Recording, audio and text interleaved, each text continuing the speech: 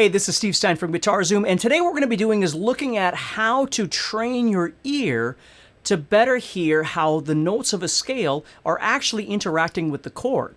So take a look at this video. Hopefully it will help you. Please share it and subscribe to the channel, and let's get going.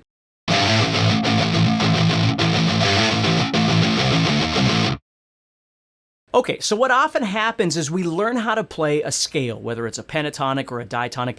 More importantly, we learn how to play what we call a position on the guitar. So we might take something like this. I'm going to play C major as my example.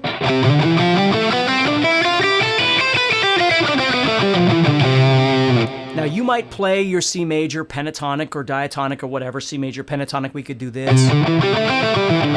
Okay, whatever it might be. It doesn't have to be the same position I'm thinking of. But what I want you to do is consider slowing down and really trying to hear what notes are matching the chord that's being played and what notes are clashing, okay, or creating dissonance or tension when you're trying to play. And one way of doing that is instead of just playing through a scale randomly, okay, like this. Let me show you here.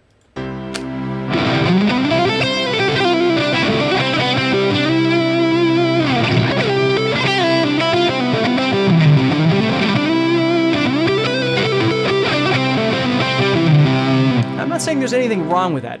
You can do whatever you want. But what I want you to start becoming aware of is what notes kind of rise to the surface as the notes you want to try and target. Now, if you know your theory, often we call these the root and the third and the fifth, and we have color tones and non-chord tones and all these different kinds of things, which is really important, okay? So theory is certainly important. But if you don't know all that, you can certainly start developing your ear to hear some of these things. So for our example, what we're going to be doing here, there we go. We're going to be using this as our template, and you can move this anywhere you want. But we're going to be using this. We're going to play 3-5-7, 3-5-7, 4-5-7.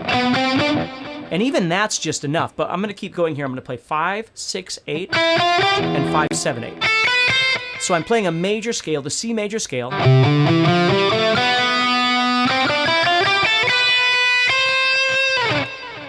In 2 octaves. That's what I've got here. And again, you could use just 1 octave, whatever. It doesn't really make any difference. But I want you to see what I'm going to try and do here with this chord sound. So let's start the chord here. I'm going to go up to the first string.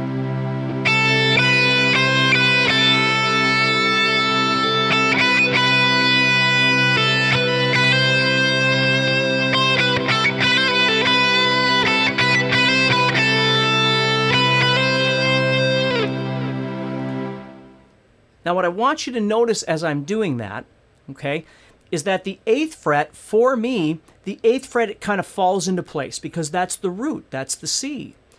The 7 and the 5, 7th fret and 5th fret,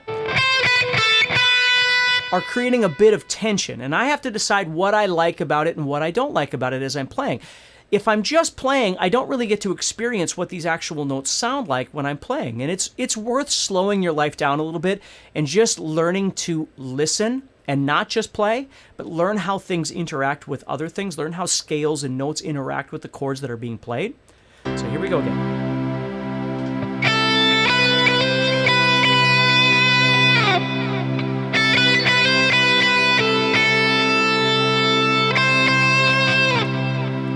All right. So again, I like the tension of that 7th fret, but I would like this to go somewhere else. So what I'm going to do is I'm going to pull in a 2nd string. I'm going to pull in the B string, okay? I'm going to start using the 8, 6, and 5 of that string. Okay, that way what's going to happen here is I've got some more notes that maybe I can find that are nice notes to resolve to or to rest on. Okay, so here we go.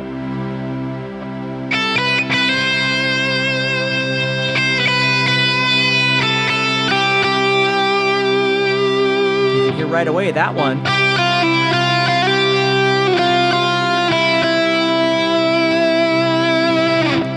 And that one sound really nice.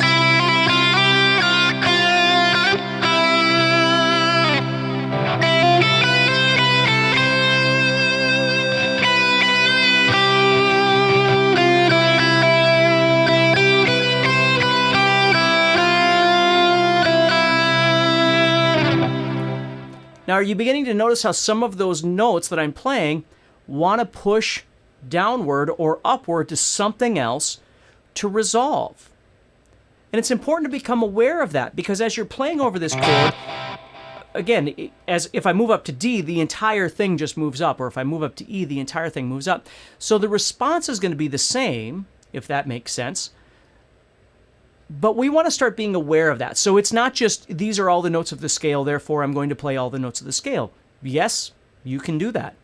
But if you start trying to target some certain notes because you want your melody or your solo or whatever you're trying to do, you want it to resolve, or you want to create tension and then resolve that tension. Okay? So there's lots of cool things. Or maybe you don't resolve it at all. You enjoy the tension enough, but at least you're aware of it. So you know which notes are creating tension and which notes are relieving that tension as you play.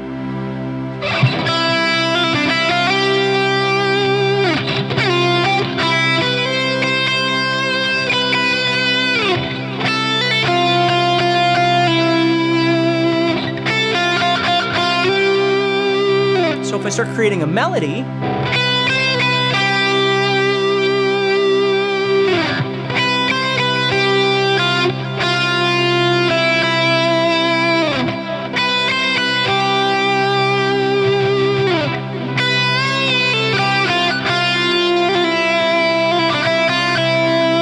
I move to the next string.